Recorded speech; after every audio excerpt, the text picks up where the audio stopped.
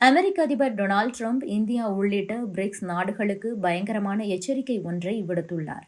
Dollar வர்த்தகத்தை குறைத்தால் 100% வரி விதிப்பை மேற்கொள்வோம் என்று பிரிக்ஸ் நாடுகளுக்கு எச்சரிக்கை விடுக்கப்பட்டிருக்கிறது.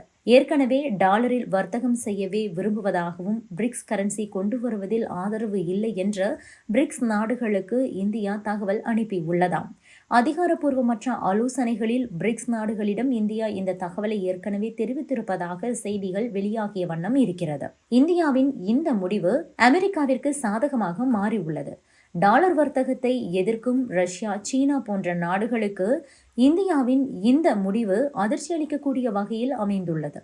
ஆனாலும் பிரிக்ஸ் நாடுகளுக்கு அமெரிக்கா தொடர்ந்து எச்சரிக்கை விடுத்துக் கொண்டே இருக்கிறது. அமெரிக்க டாலருக்கு போட்டியாக புதிய கரன்சியை தொடங்க எந்த முடிவும் எடுக்கப்படவில்லை. பிரிக்ஸ் கரன்சி கொண்டு வரும் திட்டம் எங்களுக்கு எதுவும் இல்லை என்று கூட சமீபத்தில் கத்தாரில் நடந்த தோஹா ஃபோரம் மாநாட்டில் கலந்து கொள்ள சென்ற வெளியுறவுத்துறை அமைச்சர் ஜெய்சங்கர் தெரிவித்துவிட்டு வந்தார். இப்போது அதிகாரப்பூர்வமற்ற ஆலோசனைகளில் பிரிக்ஸ் நாடுகளிடம் இந்தியா இந்த தகவலை தெரிவித்துள்ளதாகவும் கூறப்படுகிறது. சமீபத்தில் இந்தியா உள்ளிட்ட பிரிக்ஸ் நாடுகளுக்கு அமெரிக்க அதிபர் டொனால்ட் ட்ரம்ப் கடுமையாக எச்சரிக்கை விடுத்திருக்கிறார். அமெரிக்க அதிபர் டொனால்ட் ட்ரம்ப் தன்னுடைய போஸ்டில் பிரிக்ஸ் குழு தனியாக நாணயம் ஒன்றை உருவாக்க பார்த்ததை அமெரிக்கா வேடிக்கை பார்த்த காலம் போய்விட்டது. பிரிக்ஸ் நாடுகள் புதியதாக நாணயம் எதையும் உருவாக்கவே கூடாது. இல்லையென்றால் ஏற்கனவே இருக்கும் வேறு நாட்டு நாணயத்தை பயன்படுத்தக்கூடாது. அமெரிக்க டாலரை மட்டுமே இவர்கள் பயன்படுத்த வேண்டும்.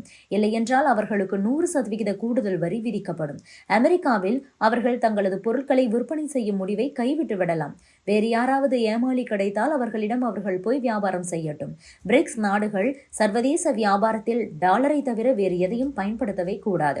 டாலர் வேண்டாம் என்றால் அமெரிக்காவுடன் உங்களுக்கு உள்ள உறவை துண்டித்துக் கொள்ளுங்கள். இந்த மாதிரி அமெரிக்க அதிபர் டொனால்ட் ட்ரம்ப் எச்சரிக்கை விடுத்திருந்தார். பிரேசில், ரஷ்யா, இந்தியா, சீனா, தென்னாப்பிரிக்கா ஆகிய நாடுகளை கொண்ட வலுவான கூட்டமைப்பு தான் பிரிக்ஸ். இந்த பிரிக்ஸ் நாடுகளின் கூட்டமைப்பு வருடம் நடப்பது வழக்கம். கடந்த கூட்டத்தில் இவர்கள் பிரிக்ஸ் நாணயம் குறித்து மேலோட்டமாக ஆலோசனை செய்தார்கள்.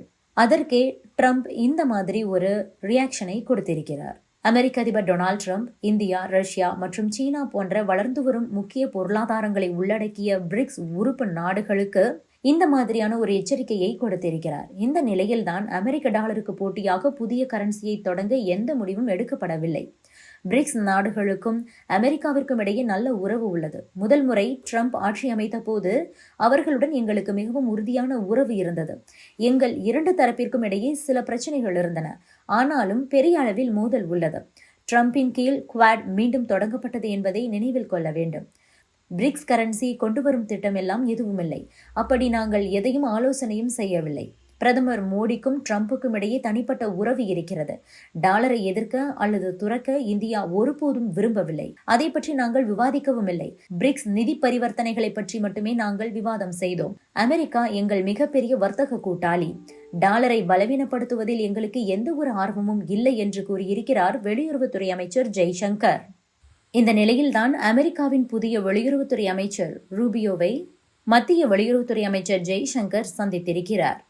அமெரிக்காவின் 47வது அதிபராக டொனால்ட் ட்ரம்ப் பதவியேற்றார். அந்த பதவியேற்பு விழாவில் இந்தியாவின் பிரதிநிதியாக பங்கேற்ற மத்திய வெளியுறவுத்துறை அமைச்சர் ஜெய்சங்கருக்கு முன்வரிசையிலேயே முதலிடம் ஒதுக்கப்பட்டிருந்தது. அமெரிக்க அதிபராக மீண்டும் பொறுப்பேற்றுள்ள ட்ரம்ப் உலக நாடுகளை அதிர வைக்கக்கூடிய வகையில் பல்வேறு அறிவிப்புகளையும் வெளியிட்டு வருகிறார். இதனையடுத்து அமெரிக்காவில் சட்டவிரோதமாக குடியேறிய இந்தியர்களை திரும்ப அழைக்கும் நடவடிக்கையில் மத்திய அரசும் இறங்கியுள்ளது. இந்த நிலையில்தான் ட்ரம்ப் அதிபராக பங்கேற்ற பின்னர் சர்வதேச அமைப்பான குவாடின் வெளியுறவுத்துறை அமைச்சர்களின் உச்சி மாநாடு வாஷிங்டனில் நடைபெற்றது. இந்த மாநாட்டில் மத்திய வெளியுறவுத்துறை அமைச்சர் ஜெய்சங்கர் பங்கேற்றார். அப்போது குவாட் அமைப்பை மேலும் வலுவானதாக உருவாக்க வேண்டும் என வலியுறுத்தியிருக்கிறார் மத்திய அமைச்சர் ஜெய்சங்கர். மேலும் அமெரிக்காவின் புதிய வெளியுறவுத்துறை அமைச்சர் மார்க்கோ ரூபியோ மற்றும் அமெரிக்காவின் தேசிய பாதுகாப்பு ஆலோசகர் வால்டர்ஸ் ஆகியோரையும் மத்திய அமைச்சர் ஜெய்சங்கர் சந்தித்து இருதரப்பு உறவுகள் தொடர்பாக ஆலோசனையையும் மேற்கொண்டிருக்கிறார். அமெரிக்காவின் புதிய அதிபராக டொனால்ட் ட்ரம்ப் பதவியேற்ற அந்த விழாவின் போது நம் நாட்டின் சார்பில் மத்திய வெளியுறவுத்துறை அமைச்சர் ஜெய்சங்கர் நேரில் சென்று கலந்து கொண்டார். அப்போது பிற நாட்டு தலைவர்களை பின்னுக்கு தள்ளி ஜெய்சங்கருக்கு முதல் வரிசையில் முதல் சீட் வழங்கப்பட்டது. இது தொடர்பான போட்டோ இணையதளத்தில் தற்போது பரவி வருகிறது. பதவியேற்பு விழாவில் டொனால்ட் டிரம்பின் முன்பாக பிற உலக நாடுகளின் தலைவர்களுக்கு சீட்கள் ஒதுக்கீடு செய்யப்பட்டிருந்தது. அதில் நம் நாட்டுக்குத்தான் முதல் மரியாதை அளிக்கப்பட்டிருக்கிறது.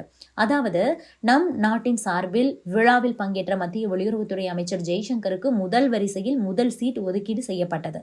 அதில்தான் ஜெய்சங்கர் அமர்ந்து விழாவில் பங்கேற்றார். ஜெய்சங்கரை தொடர்ந்து ஈக்வடார் அதிபர் டேனியல் நோபோவா அமர்ந்திருந்தார். இது இந்தியாவுக்கு கிடைத்த மிகப்பெரிய கௌரவமாகவே பார்க்கப்படுகிறது. ஏனென்றால் பல நாடுகளின் அதிபர், பிரதமர்கள் டிரம்பின் பதவியேற்பு விழாவில் பங்கேற்க சென்றிருந்தனர். இருப்பினும் நம் நாட்டின் வெளியுறவுத்துறை அமைச்சர் ஜெய்சங்கருக்கு முதல் வரிசையில் முதல் சீட் வழங்கப்பட்டுள்ளது. அதேபோல குவாட் எனும் கூட்டமைப்பில் ஆஸ்திரேலியா, ஜப்பான், அமெரிக்காவுடன் நம் நாடும் உள்ளது. இந்த கூட்டமைப்பில் உள்ள ஆஸ்திரேலியா, ஜப்பான் உள்ளிட்ட நாடுகளிலிருந்தும் வெளியுறவுத்துறை அமைச்சர்கள் டிரம்பின் பதவியேற்பு விழாவில் பங்கேற்றிருந்தனர். ஆனால் அவர்களுக்கு 3வது வரிசையில்தான் சீட் ஒதுக்கப்பட்டிருந்தது. ஜப்பான் வெளியுறவுத்துறை அமைச்சர், ஆஸ்திரேலியாவின் வெளியுறவுத்துறை அமைச்சர் ஆகியோர் 3வது வரிசையில் தான் அமர்ந்திருந்தனர். இதன் மூலமாக டொனால்ட் டிரம்ப் மீண்டும் நம் நாட்டுக்கு முக்கியத்துவம் கொடுக்க வாய்ப்புள்ளது.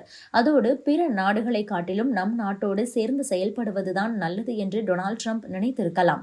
இதனால் தான் ஜெய்சங்கருக்கு முதல் வரிசையில் முதல் சீட் வழங்கப்பட்டுள்ளது என்கிறார்கள் சர்வதேச அரசியல் நிபுணர்கள். மேலும் இந்த விழாவில் பங்கேற்க சென்ற ஜெய்சங்கர் பிரதமர் நரேந்திர மோடி வழங்கிய வாழ்த்து கடிதத்தை டொனால்ட் டிரம்பிடம் வழங்கியதாக கூறப்படுகிறது. அதன் பிறகு ஜெய்சங்கர் தன்னுடைய எக்ஸ் பக்கத்தில் அமெரிக்க அதிபராக டொனால்ட் டிரம்ப், துணை அதிபராக ஜேடி வான்ஸ் பதவியேற்பு நிகழ்ச்சியில் இந்தியா சார்பில் பங்கேற்பதை பெருமையாக கருதுகிறேன் என்று விழாவில் பங்கேற்ற போட்டோக்களையும் வெளியிட்டிருக்கிறார் ஜெய்சங்கர். அதேபோல பிரதமர் நரேந்திர மோடியும் தன்னுடைய எக்ஸ் பக்கத்தில் வாழ்த்துக்களை தெரிவித்திருந்தார்.